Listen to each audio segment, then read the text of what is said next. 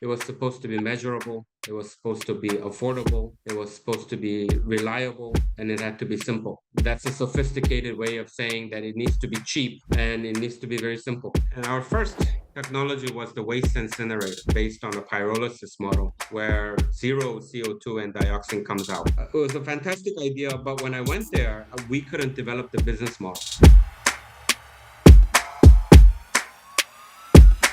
Welcome back, everybody. Rich Brubaker, founder of Collective Responsibility, here today with another episode of the Mission Driven Podcast. Through this podcast, I'm speaking with mission-driven entrepreneurs about the work they're doing to solve the challenges we face in our environment, society, government, and communities.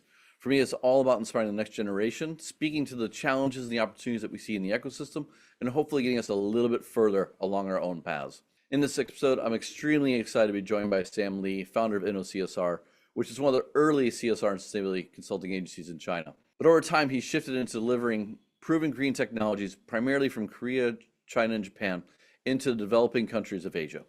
So Sam, thank you very much for taking the time to meet with me. I know you just flew in from Pakistan, the factory opening. You got a lot going on. It's great to have you with us. Thank you. It's good to be here. All right, so as a starting point, a personal introduction and what's the mission that you're on? So right now, my focus geographic area is South Asia, India, Nepal, Pakistan. Our mission is to replace the fire breaks. Very clear, you know. In South Asia alone, in those countries that I mentioned, every year 300 billion bricks are being burnt, and we want to provide a solution that delivers a win-win. So that is where I'm going towards. Okay, so all right, so that actually segues really nice. So we're gonna be talking about NOCSR and actually your kind of your trajectory and then how you shifted away from the agency model. But it'd be great, like from that point, like to talk about what was the agency that you built at that time? Like you left Siebes, you ended up starting a group called NOCSR, which is purely an agency around CSR and sustainability. I'm curious, like what was it that drove you to start an agency at the time, and maybe what were a couple of key projects that you ended up being involved with through that agency? So right around the time that I graduated from CIBS, I was looking for a job, just like any other MBA graduate. And I wanted a job in the sustainability field, or back then we called it CSR field. And not a lot of company had a dedicated post on this. Those that were very interested were global consultancies. So I actually literally had an interview with Big Four, all of them. And they were all telling me, we know this is going to be a big field. We want you to come in and we want you to do this. But since there's not enough project, you're going to have to do sales. You're going to have to create your own team. You're going to have to create your own templates and everything. So I took it back to one of the professors at CIBS and say, Big Four says this, and he said, "Why, if you're going to have to do all of that, why don't you do your own?" And then my next question was, "Do I have experience in consulting?" And I didn't. So I went to a small consulting firm for about 2 years, and then when the Sichuan earthquake hit in 2008. Eventually, they were saying, let us give you projects because there's nobody that can do this. And we think from the days of UNICEF, we think you can do pretty well. So we'll give you a couple projects to kickstart your company. How big did it get? What were the kind of projects you were working on? Yes. At one point, I think we had up to about 40, 50 staffs. The most notable project was the Fortune China ranking. The companies, we were ranking the SOEs and we were ranking the multinationals based on the ESG pillars that we have developed.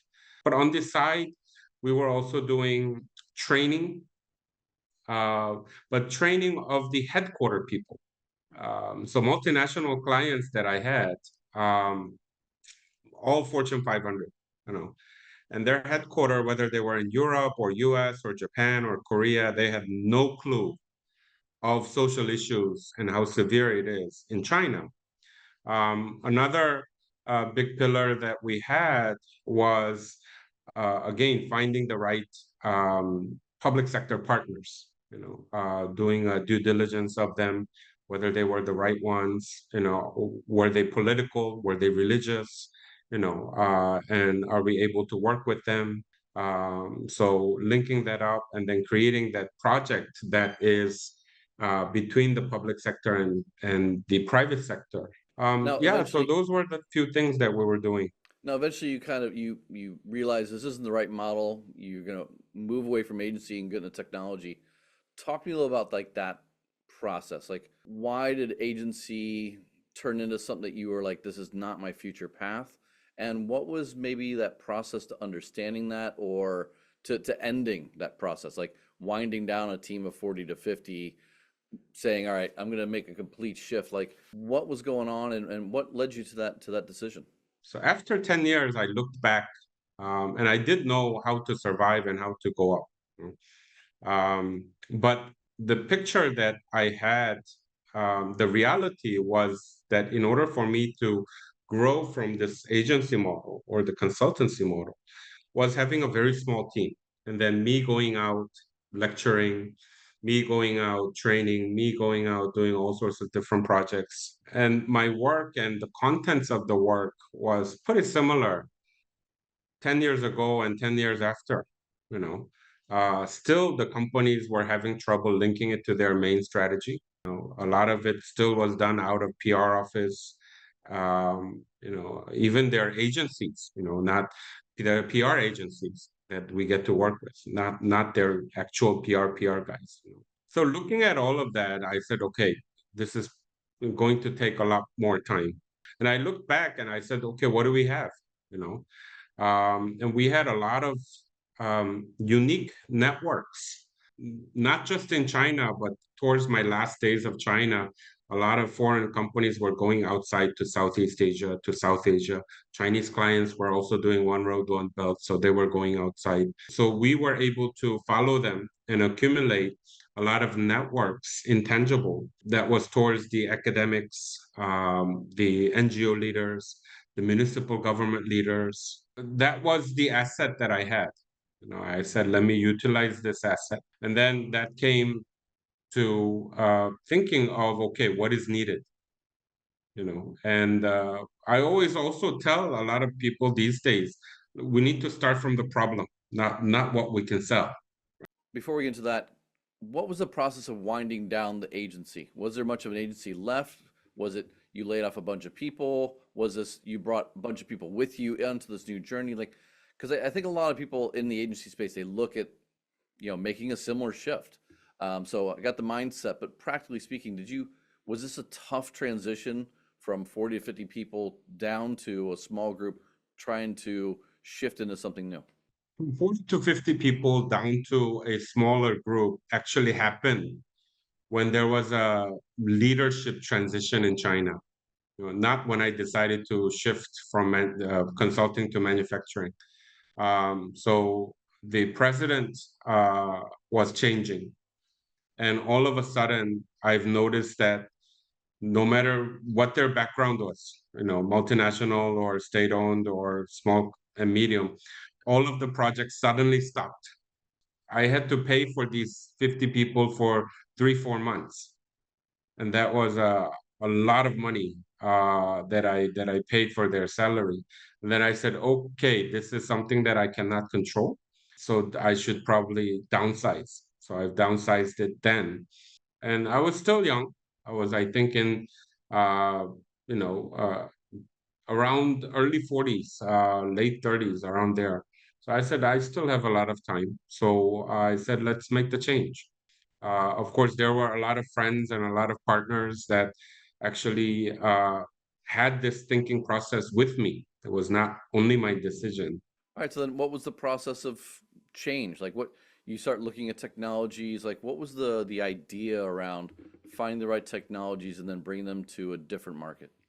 Came back to Korea, China, Japan, trying to find these green technologies that were half a step ahead of the developing countries. And I had my eyes on India, because I saw China go from literally zero to 120, and I said India is going to follow this population drive, and with with the globalization that was coming through the use of technologies and the smartphones, it was going to drive the change. So I said, okay, I didn't make a lot of money in China, so we should go and make a lot of money in India. um, and so we were looking at the problems of India, environmental problems that we can actually solve. And we went to and discussed with agencies in Korea that deals with SMEs, that deals with IPs, that deals with green technologies. And we started listing a lot of these technologies. And I started look at how they could be classified, whether it was air pollution, water, waste management, soil management, and all that. So we made a category of ours. We made a filtering, categories. So it was supposed to be measurable, it was supposed to be affordable, it was supposed to be reliable, and it had to be simple, right? That's a sophisticated way of saying that it needs to be cheap and it needs to be very simple, that had a record of sales, not just the samples. So we handpicked about five uh, technologies. I think we finalized the five technologies. We made a trading agreement with these IP owners. Basically, I was going to represent them in South Asia and develop the markets with their product. And our first technology was the waste incinerator. It was a community-based waste incinerator based on a pyrolysis model where nearly zero CO2 and dioxin comes out. And you can burn anything. You can burn everything from styrophones, tires, you can burn trashes, medical equipments, you can burn livestock even. If you have a bird flu or something like that. It was a fantastic idea, but when I went there, we couldn't develop the business model.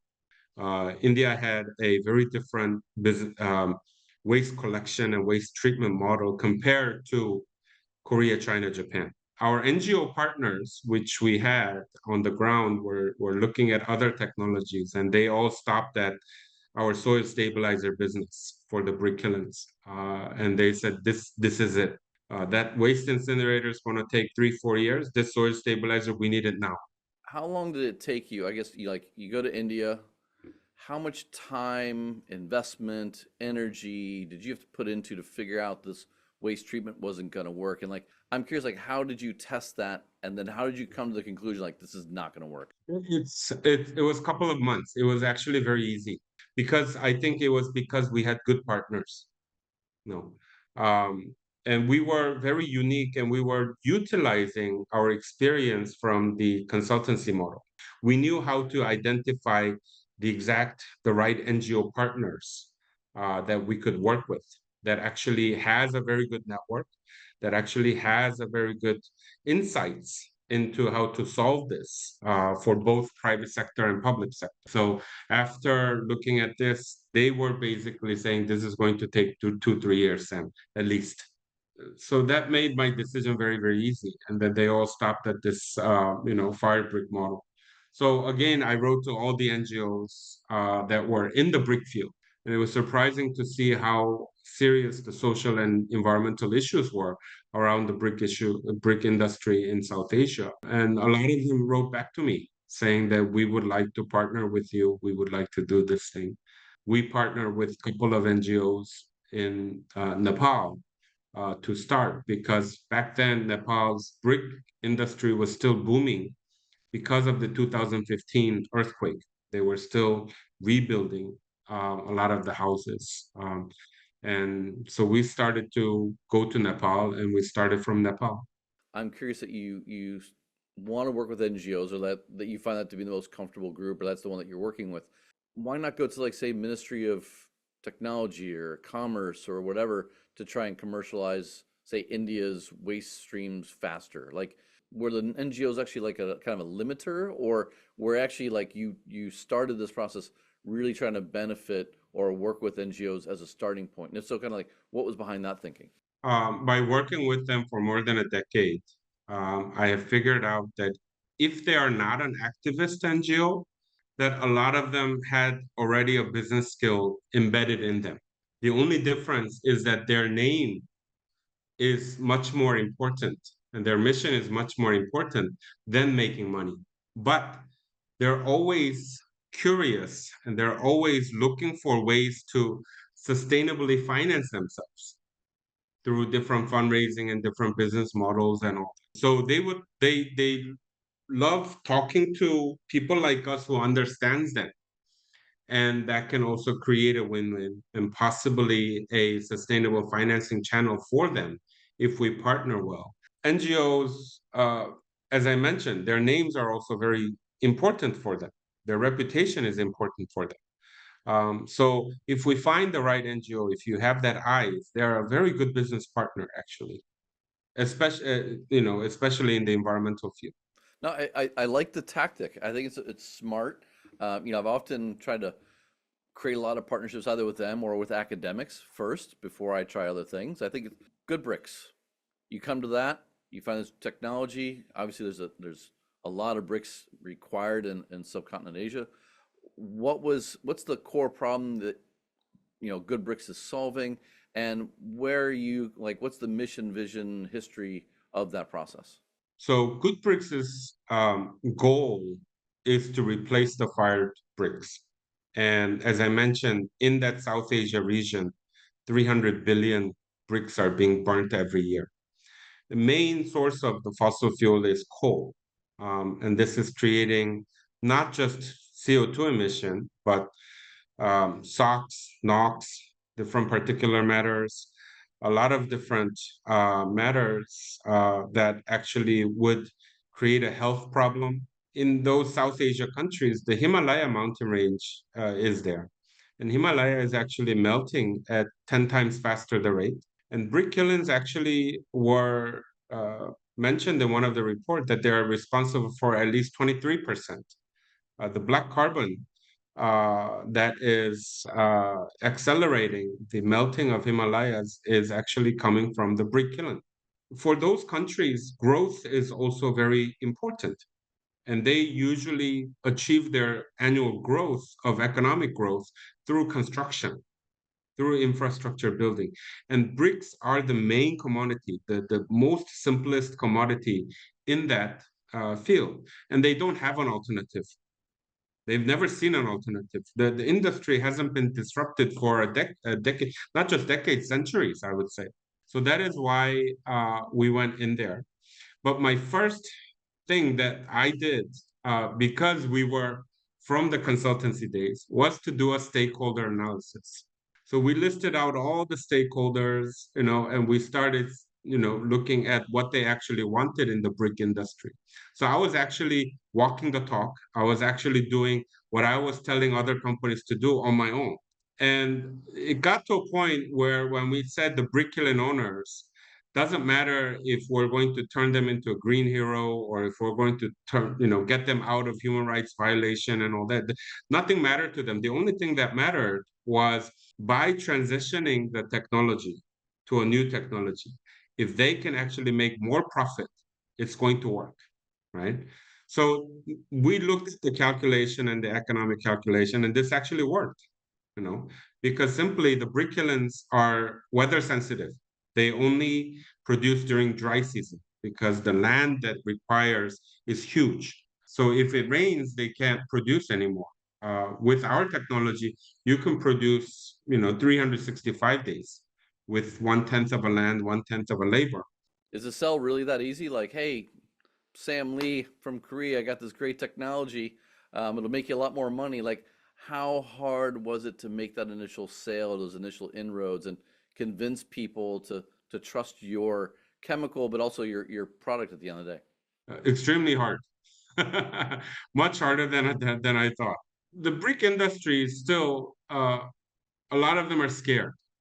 They're scared of changes that are coming. We understand that. When a new technology comes in, uh, they're very hostile to it. And they think that it's going to overtake their market, it's going to kill them. We're here to sabotage them. And we had to prove, that this model actually works by showing a successful brick plants here and there and all that. In the meanwhile, we had to go over all the business registration systems of countries like Nepal. In Nepal, in order to register a company, it takes 1 month. Exim code 1 week. You know, it's an inland countries. Transportation from Korea to Nepal is not 15 days. It's not 10 days. It's usually 60 days. There's many types of different soil, that works with our soil stabilizers. We had to overcome that. The materials, the everything, the cement quality and everything, we had to check everything. And we needed to show them because in those regions, a lot is seeing is believing. So when we actually showed it to them, we have over 300 structures in Nepal now. And we had this major issue in the middle called COVID. So COVID was a major hit for us when that was right when we were starting to commercialize. So we had to sort of crouch for 2.5 years and then restart again. So right now, what we did in Nepal for last 5, 6 years, we did it in Pakistan within a year, and we did it in India within 6 months. So so yeah, so that process that we had and the experience that we had makes it a lot easier for us to go to other countries now. Are there a couple key things that make that process quicker now? Is it because you had to test so many different soils and create different formulas for Nepal? And now you can like, oh, we already know for these two countries exactly what the spectrum's going to be, so we can roll out faster. What are a couple things that really made that process a little bit easier from 5 years to 1 year to 6 months? It's all experience curve. It's all SOPs, it's all process, it's all the manuals. If you have it, if you know what to test, if you know where to go, if you know what they're talking about, then everything is similar. Of course, country by country rules are different and all that, but we started from a very difficult developing country. In India, it takes 2, 3 days, maybe, and you can even register your company by online. And we were saying Eureka, from 1 month to 1 day. And so a lot of it was, we're saying it's very ironical, but we said, hey, India is very, very business friendly. It's a great place to do business. It's experience curve. Now, when it comes to like your ideas of scale or the size that you want to reach, I mean, you were pretty clear, CSR as a consulting agency just wasn't going to deliver either the money, the reward, the scale that you wanted. What's your vision for this? And how will you know that you're on the right path? And how do you make sure that you're, just kind of constantly supporting that? Like, is this going to be a global thing, or are you just going to try and solve these three countries? How do you look at scale for yourself? For next 3 years or so, we're going to concentrate on those countries only. South Asia is a very important geographic area. I think it's going to also follow China. And still, I hold my firm view on India that it's going to be a very, very good country to be in. And you know for a fact that when this happens, you have to be in that country. Pakistan is fifth largest populated country in the world. If you go there, you see so many different things that you can do. So there's a lot of opportunities in those countries, and we're going to concentrate. We are developing an agency models for different countries where they can now, as I mentioned, from 5 years to 1 year to 6 months, now the others can actually replicate and do ours because we have everything in a systematic way. So we're getting calls from Bangladesh, Sri Lanka, Bhutan, the nearby countries, to Afghanistan, and even the next big area that they're burning for the brick kilns is Latin America. So Latin America, Africa is also huge in burning for bricks. So a lot of them are contacting us. Now, I imagine this is a very capital intensive venture, or it can be if you want it to be. How do you look at funding? Do you have to take in a lot of investment? And if so, what's bringing investors to you? And then how much is organic and you're actually just you're selling a commodity, and that itself just fuels the business. So this is another big change from being a consultancy or an agency to the real manufacturing, having our own IP, where investors are now interested in investing in us. So during COVID, we were very fortunate to get invested from ADB Ventures. The Asia Development Bank has a venture capital arm that invests in climate technologies and for the developing countries and all that. We still have a very big respect and appreciation for that team because from the earlier days they were looking at this and they really supported. We have two Singapore impact investors, and they're also very, very good mentors and all that. Now we're starting to have carbon credit based investors. One of them being NH is the largest securities company in Korea, and these carbon credit consultancies or carbon credit banks, they're all interested in putting up money into or capital into investing in us. We have started to also sell not just our stabilizer, but also a little bit of bricks and all that. Because for one reason, we actually tried selling bricks and we can sell our bricks much better than the locals. So we said, okay, why don't we just sell it for them? So we've started to sell the bricks for them under the Good Bricks brand. So that is working well in India, particularly. So I believe a lot of different revenue streams are there. I think this year is actually the year that we're actually going up the curve. So I'm expecting a lot. Nice. So the decision to make that shift, it's one that you believe is worth it. If you told me to go back and ask if I was going to do it again, knowing all of what I went through, I would say no. But it was fun, and it's still extremely fun. It's much more fun than wearing a tie and crossing your legs and talking to the CEOs and saying the same thing, for 10 years. Much more fun. We're actually delivering the results. People are appreciating our bricks, by eliminating the CO2 and these pollutants. We're actually creating the impact. So we really like the fact that we're walking the talk and all that. All right, a little bit bigger of a question here. You look back, what have you learned about letting go of paths that just aren't working, that no longer serve you? I mean, you've not just in CSR, you also had, the India project for the waste incinerator. Like, what have you learned through this through this process of, iteration, updating, learning to let go? Like, what are some things that you take away from each of those that you take forward, going forward? You need to be able to throw away things very well. You need to be able to give it up very easily. But there are a set of questions and pillars that you have to go through uh, that would actually give you a chance to review that project. And this has changed a lot for me since we had very good investors. And also, currently our VPs and our COO, CSO, our guys, they keep on challenging me. If we have this problem, do we have a solution? If we have that problem, do we have a solution? And if we can't have a very clear answer on what the solutions are, these solutions could be wrong.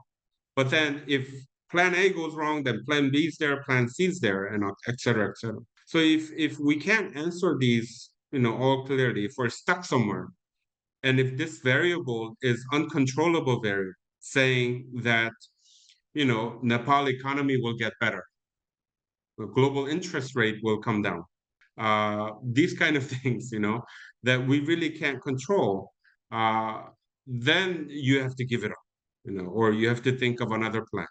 We internally call this hope bomb.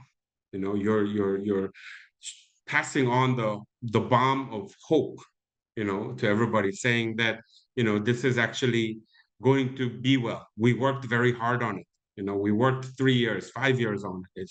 and we're going to make it, And one of my very good friend and our VP calls it gambling. He's saying that's gambling, that's basically, and he tells me every single day, don't do it. If we don't have a clear answer, then don't do it. But if we have a clear answer, even if the company does not have enough capital, we need to push, because somewhere, somehow, the investors are going to come to you and they will start backing you up. Another question.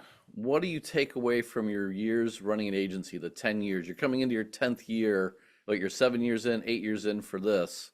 What did you learn from the agency that in the first 10 years that have helped you along in this path? The first thing that I learned, which is very important, is the stakeholder theory. This has helped a lot, tremendously, in terms of running my business right now. Two is to be able to have a lot of networks. This brick industry business, this good bricks business, the key is to create an ecosystem. And that ecosystem consists of different stakeholders, not just the government, the brick associations, the brick manufacturers, media, NGOs, but also UN, different MDBs like ADB, World Bank, all of these guys, because they also fund the infrastructures and all. And by having that agency experience, I've worked with each and every one of them. So I know their language, I know how they think, I know what's the bottleneck, what they want to. So we're able to deliver from our project what they actually want. And that is the key to creating the successful ecosystem. And I think that's the valuable outcome of our 10 years of agency. Last question. You're talking to an aspiring entrepreneur who's stuck, or a current entrepreneur who's also stuck after the 10th year and needs to make a pivot. What are a few pieces of advice you give them to kind of get unglued, get moving, and make a little bit of progress? So my first advice is look at the stakeholders, right? Just don't think, just write it out, all the stakeholders that's related to the business, and see who is losing, right? There's people that are winning, there's people that are losing, right? Who is losing? And what is an alternative for this stakeholder? And number two is you need to be able to pitch this idea of your pivot to many, many different people. And you need to get the answer no. You need to hear no for a lot of times. That will make your idea very, very solid, at the end. And three, be brave. Just go there. You need to go and see the market, right? Wikipedia is not going to tell you everything, right? And their data sets are like from 2014, right? So a lot of it is going to change, right? You need to go and see. And if you have a very good stakeholder network, and if if you are in the CSR field or sustainability field, go hook up with an NGO. They will tell you a lot of different things. They will tell you a lot of, true side of the stories, then you're able to link what you have, right? And you can see if you can add value